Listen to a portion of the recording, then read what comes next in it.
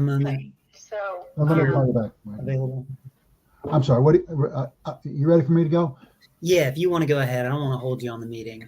No, everything's fine. Thank you all for allowing me to serve as your representative alternate. I really am honored by it. I have announced previously, and I would just reiterate that both Dave Benner and I are not going to stand for re-election in May, and therefore one or more of you should, become a representative on the LNC.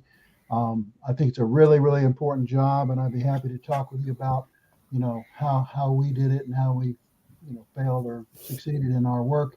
But that's all I really have to say. If anybody has any questions of me, I'd be more than happy to answer. All right, we'll open the floor to questions.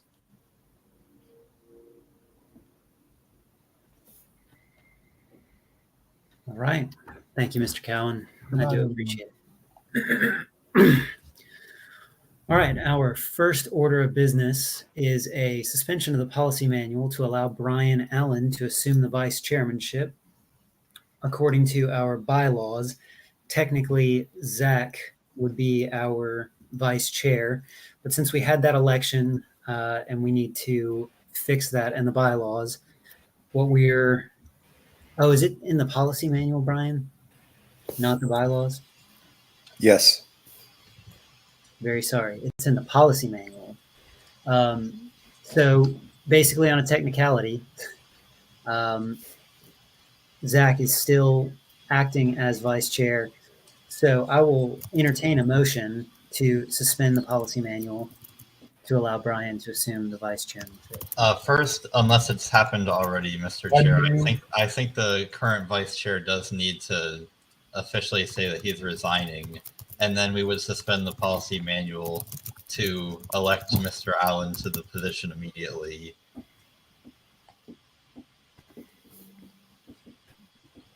It's the policy manual that explains how the election process for filling a vacancy of vice chair would proceed. But because Mr. Allen was just elected as vice chair at convention for a term that technically doesn't start for another month, we would be suspending the policy manual to, instead of going through that entire process for 1 month, just allow Mr. Allen to become vice chair immediately. That is what would be happening here. Okay, I will entertain that motion after I believe Mr. Varnell gives us a notification of his resignation. Yeah, if I need to do that immediately, then I'll resign immediately, or if it's after the motion, whichever, but I'll support this. I think it's intended for there to be continuality while the session is in, or the General Assembly is in session, and that makes way more sense for Brian to be vice chair since he's the expert there.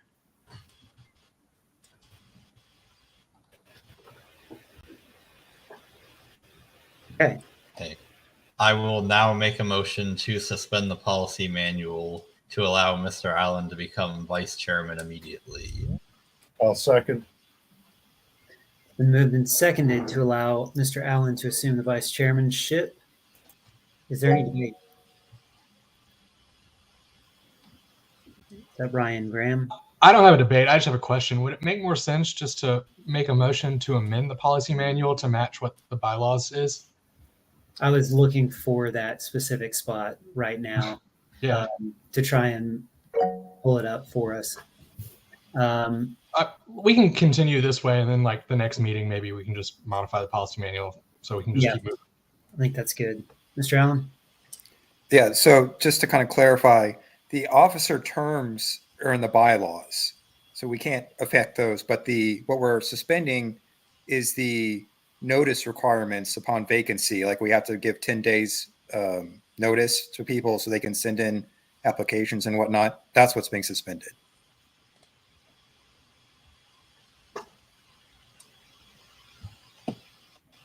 Okay. So we are waiving the notice. Mr. Placey, would you mind making your motion one more time for us? If I move to suspend the policy manual to immediately elect Brian Allen as vice chair for the remainder of Mr.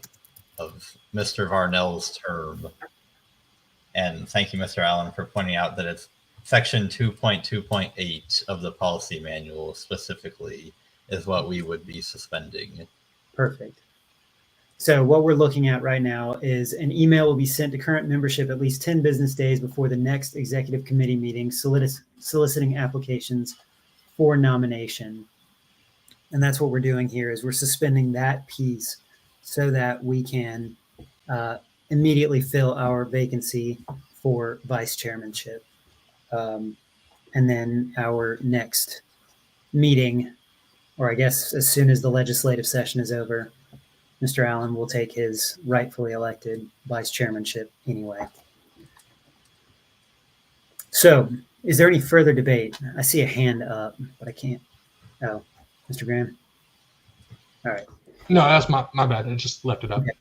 Is there any further debate? Okay. If not, we'll move to a vote. Those in favor of suspending the policy manual, please indicate so by raising your hands.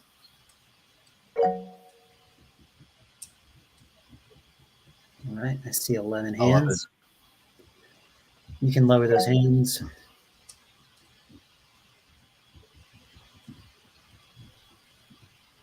And those opposed. The ayes have it. The motion carries, and the policy manual has been suspended. And we are good to go on that.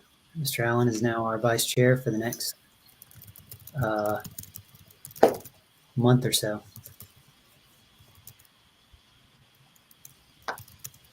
Okay. Our next piece of business is the approval of the 2024 convention minutes. Mr. Just to clarify, Mr. Allen, the motion was to suspend the rules to elect you as vice chair. So it was all done in the one motion. One fell swoop, because Mr. Placey is good at his job and what he's doing. Love it. Mr. Placey, if you want to take on the convention minutes. Yeah, so I posted the draft 2024 convention minutes to the Basecamp channel right after the convention because it was not approved by the convention body because I had not finished them yet. It's up to us to approve them. Several people I know looked at them and gave me feedback on them, so thank you very much for that. And now I believe that they are fully correct and ready for us to approve as the official minutes of the convention. So I will move to promote the draft 2024 convention minutes to official status. Second. It's been moved and seconded. Is there any objection to approving the convention minutes? I see a hand. Again, not an objection, but I just want to make sure that you guys know I'm pretty sure there's a requirement to send them in with the secretary and the chair and a notarized signatures on them to the Secretary of State's office within a certain number of days from the convention. Thank you, sir. That information is noted, and Cool. we will make sure that it's done. Thanks.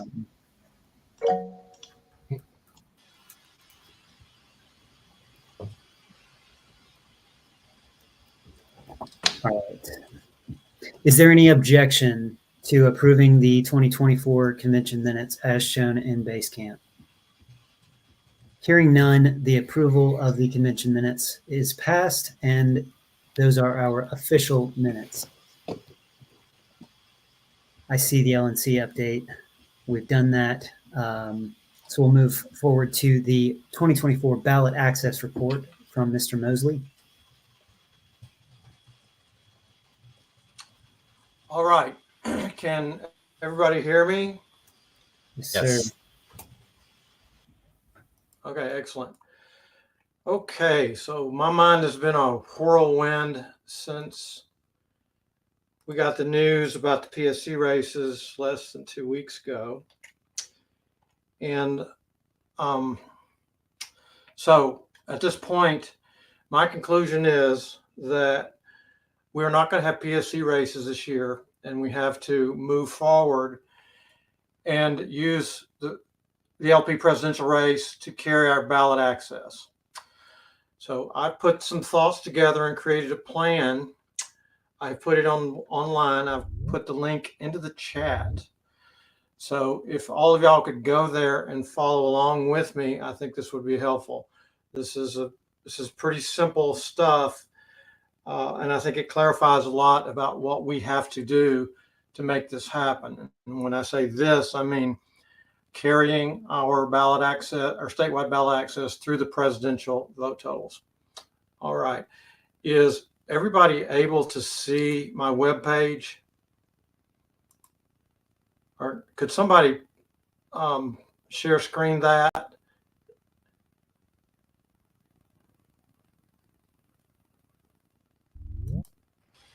I'll start sharing that here. Okay. I'd appreciate it because I don't have my act together about doing that yet. Okay, so what I'm going to do, this is my own initiative. I'm not sure, I'm not really asking anything of the XCOM right now except your love and support. But we have to pursue what I call bedrock ballot access. And that means earning our ballot access through the LP presidential race. And I consider this a longer term project than just this year. We need to be doing this every single year, because if we are able to do this consistently and predictably, then we will never ever face what we're facing right now again. So does everybody understand that? And I do think it is within reach. I've looked at these numbers. It's certainly not a guarantee. It's definitely not anything that's certain. We're going to have to stretch beyond anything we've ever done before, but I do believe it's possible and it is within reach. So to begin, I'm going to go through the steps in my plan here. We begin with what's written in the code. This is the Georgia election code. Brian posted this in our conversation over the last couple of weeks. But this is the location of the actual code section that we have to meet to qualify for statewide ballot access. Particularly take note of the sentence 2. This is the one that we're shooting for. And the part that I've highlighted in green, where the words say registered and eligible to vote, that includes, if you look at the registered voter data, well,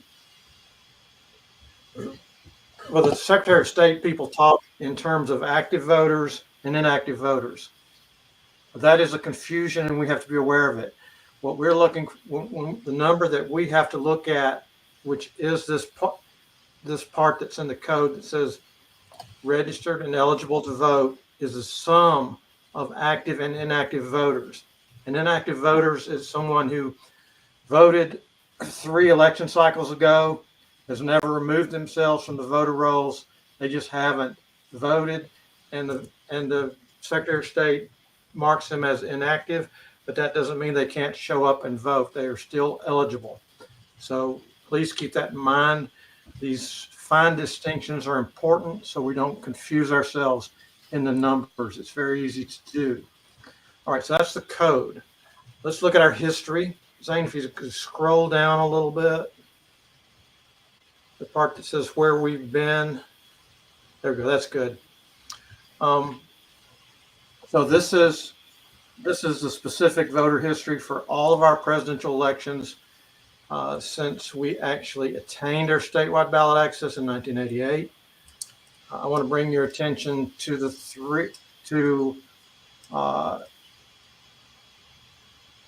2000 election, the 2016 election, and the 2020 election.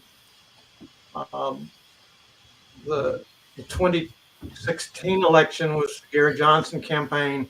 It was the only one where we have demonstrably earned our ballot access in that election alone. That is So, but there was something strange about that election. I really don't trust that number to be our consistent voting people. That was the Trump Clinton election. And without getting into my speculation about what may have made those vote totals get there, it's just something that's unusual about that. I don't trust that number, though I am glad it happened. It shows us that this can be done. The Harry Brown campaign in 2000, that one I highlighted because percentage-wise, we did very well compared to all the other years. And I can tell you that that was a very dynamic year. There's a lot of excitement in Georgia. One of the reasons was that Neil Bortz, the local radio, or the former local radio host on WSB, had joined the Libertarian Party on air just before that election, and he was using the word libertarian a lot. And that particular year, Georgia was, I think we were the state. The contributions to the Harry Brown campaign from the state of Georgia were per membership in Georgia were the highest in the nation, something like that. It was very active here. Even though I was executive director, I was too clueless at that time to claim any credit for that. That's completely from the campaign and the excitement that they generated. That was a very exciting campaign. Now, the one that I think is most important is, let's look at last campaign, the Joe Jorgensen campaign. In terms of total number of votes, if we pull out the Gary Johnson, the 2016 campaign, you can see that's the highest vote total we've ever gotten. I consider that solid and stable in my mind. This is all intuition and instinct. Just because Joe Jorgensen is a pretty gold standard libertarian in my mind. I have known her since the late 1990s. So she's going to attract people that are hardcore like myself. So I trust that number as our baseline number to think about. And you can see that, to me, it's clear there was an improvement there. All right. So there's definitely excitement out there, and we need to capitalize on that. So just hold that number in your mind, the 62,000 number. And down at the bottom of this block, I want to look at this. This is for the sake of your not there, Zane. Go back up. I'm still in the where we've been place. All right, you see my footnote there that I've labeled a rule of thumb. I just want to clarify that whenever you're looking at these numbers, the total votes when people publish the turnout of an election is a subset of all the people that are registered and eligible. So if you have a 50% turnout, and that's what you should always assume, then the percentage of votes that we need in any given election needs to be 2%. So even though Joe Jorgensen got over 1% of the turnout, she did not get 1% of the total eligible and registered voters. So please bear that in mind. That's another easy place to get yourself confused. All right. So Zane, can you scroll down a little bit to the next block? How close we've come? All right. I want to stress this. First of all, I want to say there's a little green link there. The Secretary of State has apparently put up a tool online that in real time shows the total voters in the database. And I checked it just yesterday, and it was that 7,900,000 number. All right, so that's the number. But the point I want to make to you here is if we took the vote total from the Joe Jorgensen election and compared it with 1% of the Secretary's declared voter data at this moment, we're 17,000 from shy of actually earning our ballot access with these numbers. Okay? And that, what I'm seeing there is that's within reach. All right, and I want everybody else to see that, because when I started seeing that and comparing it, it all became real to me that we are not that far away from making this happen. Okay. All right. So, Zane, could you scroll down to the next section, consequences? All right. I want to express the consequences if we do not do this year. These are all possible statewide elections for the year 2026, and that assumes we get a PSC race then. But this is the maximum number of statewide elections we will have in 2026. If we do not get our numbers in the LP presidential race, we will have to petition for every single one of those if we're to put them on the ballot. And you can see my arithmetic at the bottom. That's 880,000 signatures for the whole group. So this is that's what's at stake for us. Okay. All right. So Zane, scroll on down to the bottom. This is the last point I wanted to make here. This is the end game that I think is what we should shoot for. Is we need to seek out libertarian voters who will vote for us for no other reason than to preserve our ballot access. If we can find 100,000 of those voters speaking out to the whole world, to all of Georgia, if I can precisely identify every single person who self-identifies as libertarian, and I can ask them the question, would you vote LP presidential candidate to preserve our ballot access in Georgia? To every single one of those, I think we will easily get our 100,000. Somewhere it's just all a guess. I don't have any statistics behind me here, but there's more people calling themselves libertarians than I've ever known, and anybody that's been around for any length of time knows that's true. There's a whole bunch. We just need to talk to them more, and we need to talk to them better, and we need to find them. And I think we can do this. And regardless of what happens, this is absolutely something that we should do. I will be doing this on my own if I have to. And to begin, so that everybody, I want to share this with everybody. Give me just a second. I'm going to begin to have meetings. These will be virtual, to begin with, virtual meetings. And I'm going to set up a meetup space for this. I put it in the chat. And my first meeting, and this is subject to Elizabeth. So Elizabeth, tell me if this is okay with you. I want to do my first meeting at 8 o'clock Thursday evening of this week. So does that schedule over anything that you have for us? I'm okay with that. Okay, so that's what it is. 8 p.m. Let me write this down.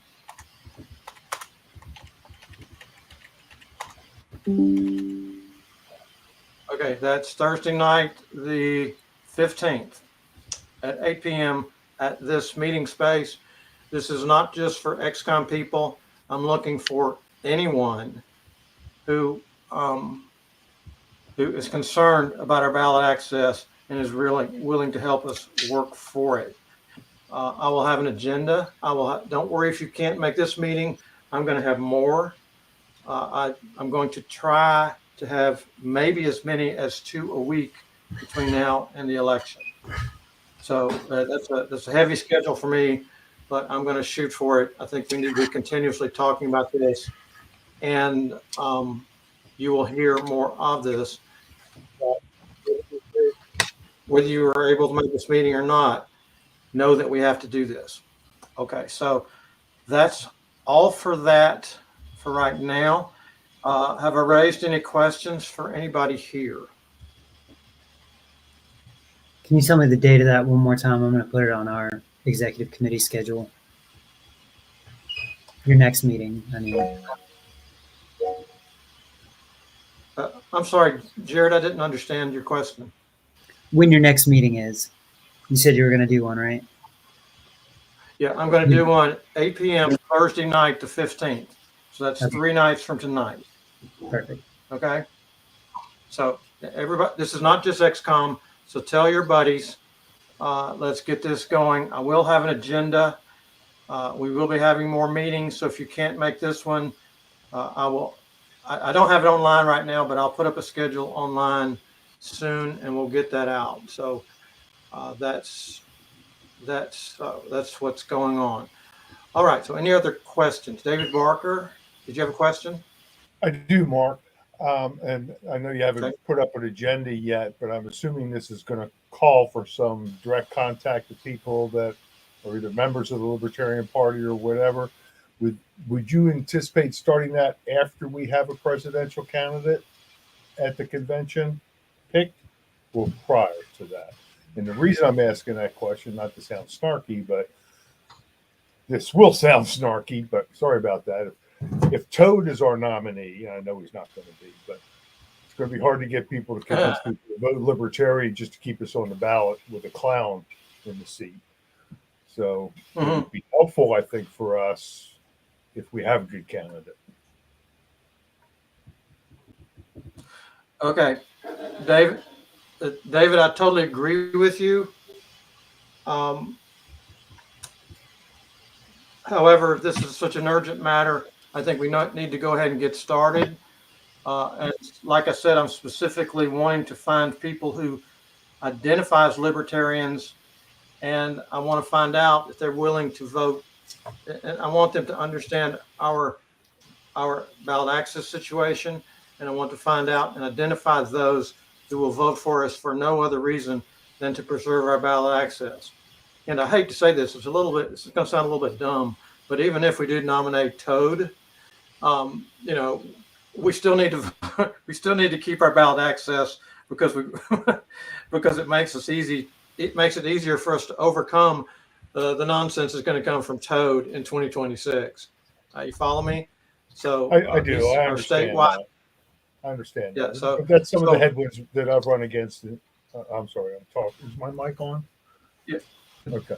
Yes. That's just some of the headwinds I've run into as I talk to people about this sort of thing. And I apologize. I won't be able to make this Thursday's meeting. I'll be taking my wife to dinner for her birthday, but I will be at the next one after that. Yeah. Well, this is going to be ongoing. We're going see, my intent is to make this initiative an effort unobtrusive to everything else everybody else has going on, your local work, any other candidate that arises. This is not going to interfere with anything that they're doing, and to be unobtrusive to the actual our LP presidential campaign whenever that becomes certain and determined in May.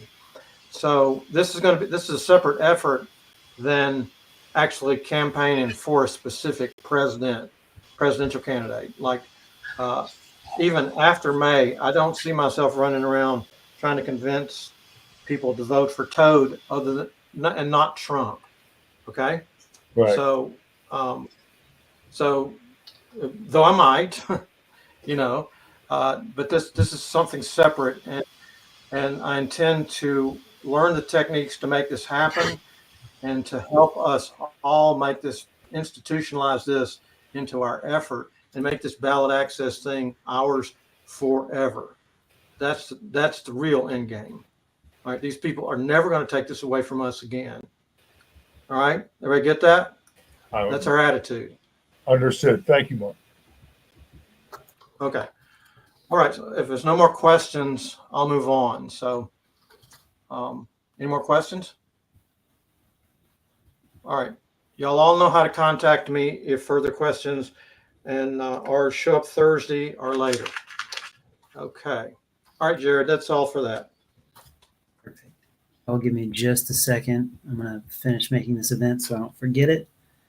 I'm going to do it on the HQ because that was a good recommendation.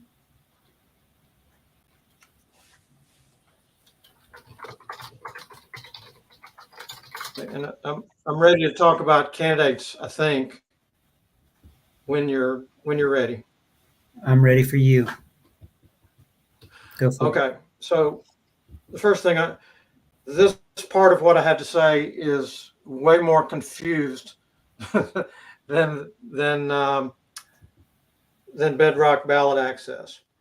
So we now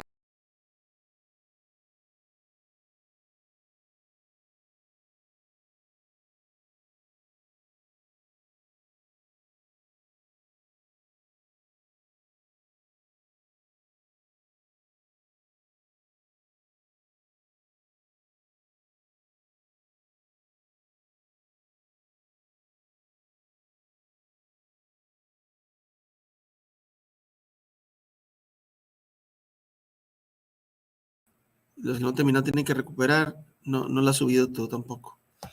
Ah, sí, no termino. Ok. Bueno, ya venció desde el primero de... Bueno, la segunda unidad de diseño está para el 25. 2 No es... semanas. Sí. No está tan larga. La que estamos...